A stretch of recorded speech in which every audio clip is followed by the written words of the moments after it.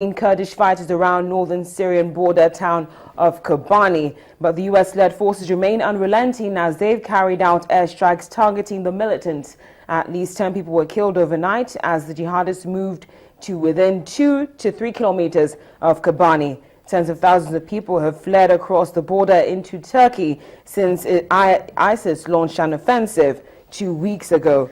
The jihadist advance has put pressure on the Turkish government to take a more significant role in the US-led coalition formed to combat the ISIS militants. And for more on that, I'm now being joined live from Washington by the Voice of America's Carla Babb, and she's going to be giving us an update concerning this. Carla, thank you so much for joining us again on The World Today. Now, can you tell us more about the U.S. airstrikes concerning the ISIS militants? Are they really that effective? The U.S. military definitely says that they are. The latest strikes, there were 3 airstrikes in Syria near Kobani. There were also 5 in Iraq. There were 3 of those that were northwest of Mosul. There was one of them in Haditha Dam, and we know that that's been a volatile area that the U.S. military says that it saved that area with the airstrikes and allowed the Iraqi military and the Kurdish forces to help overtake that area. And then there was another one northwest of Baghdad today. Okay, so what about Britain rather? I know they started participating in the airstrikes now. How's that playing out? Well, Britain's parliament on Friday voted to be a part of the coalition airstrikes in Iraq, and they started that yesterday, and that has been a big help. The United States and France have said that that is a big help to the coalition. Just recently, overnight, they announced that they had 4 Brimstone missiles attack 2 ISIL vehicle targets west of Baghdad. Okay, finally, before I let you go, Carla, you know we love to have you on the show. Now, I spoke to you earlier, and you told us about a report or the speculation about an airstrike, a U.S. airstrike that actually was near a Free Syria Army facility. Is that true? Has that been confirmed, or is it just speculation? Well, that is the report. And the difficulty here in Syria is the United States military does not have boots on the ground there. They're relying on their intelligence. They're relying on some aid to figure out what's going on. But they are confident. They do tell me they're confident that all of the targets they're hitting are Islamic State targets. That being said, the reports are that last week there was a American airstrike that hit near the Free Syrian Army. Now remember, the Free Syrian Army is supposed to be eventually the boots on the ground for the American people, so that could be a bit of a conflict hitting that close to the Free Syrian Army. But the military just told me, Colonel Steve Warren just told me that they had heard the reports, that they could not corroborate with the reports at this time, that they are confident that all of their strikes have been on ISIL targets, but they are checking into this. And as of now, they're going to continue not to coordinate with the Free Syrian Army until they get the training process complete over the next few months. Carla, as always, it's been a pleasure having you join us on The World Today. We appreciate your time. I've been speaking with the Voice of America's Carla Babb, and she's been talking to us from the Pentagon in Washington, telling us more about the fight against the Islamic State militants. Thank you very much. We'll take a break now on The World Today. When we come back, we'll bring you an update from Hong Kong concerning the protests. Please stay with us. Welcome back as to watching The World Today on Channels Television. Now we go to Asia.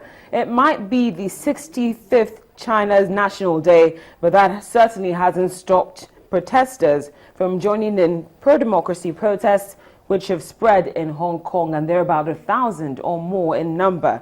The protesters still want China to withdraw plans to vet candidates for the next Hong Kong leadership election come 2017.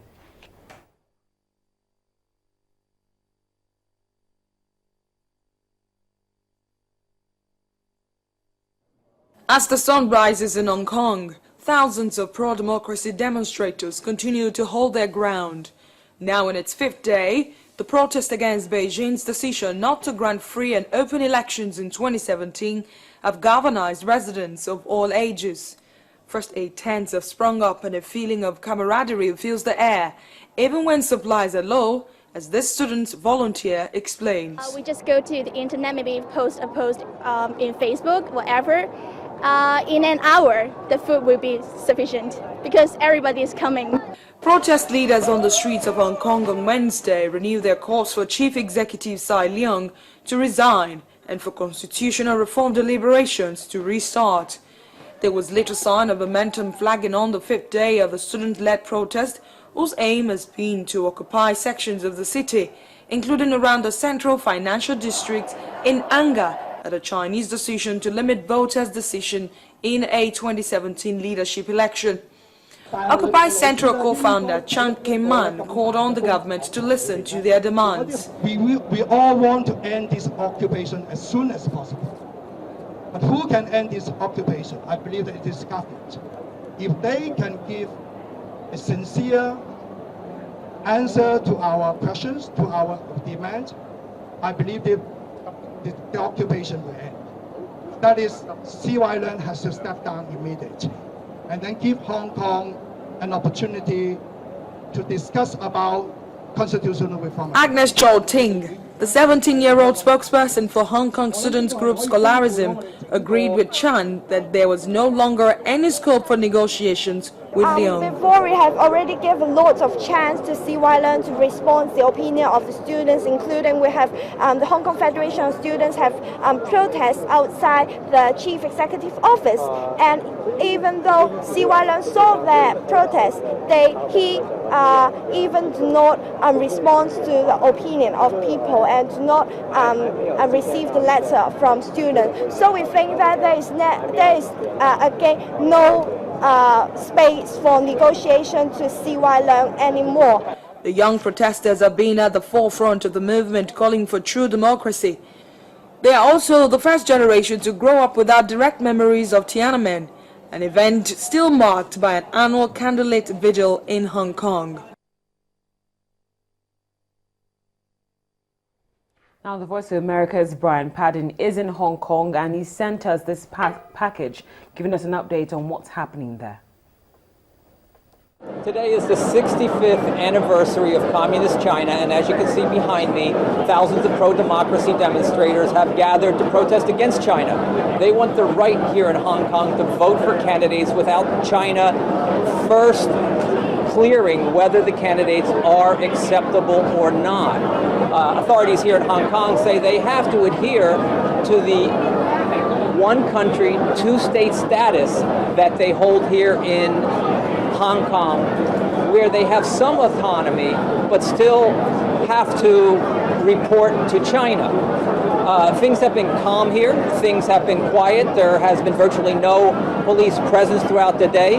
There is some concern that police could come in at some point and use pepper spray and tear gas as they have done in the past. But for now, all is calm. For Channels TV, Brian Padden, VOA News. Many thanks to one of our colleagues there from the VOA, Brian Padden, who sent us that package from Hong Kong. Now, it's very unfortunate, but a shell has killed 4 people at a school in the rebel-held East Ukrainian city of Donetsk on the first day of classes. Another 6 people died when a minibus was hit elsewhere in Donetsk. Apparently, and thankfully, no children were hurt in the process when the school playground was shelled, but a biology teacher as well as a parent were killed. Now, the school is very close to the Donetsk airport, where rebels have clashed with Ukrainian troops.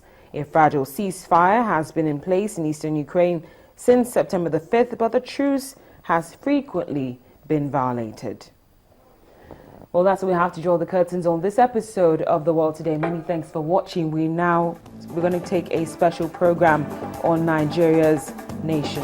Thank you.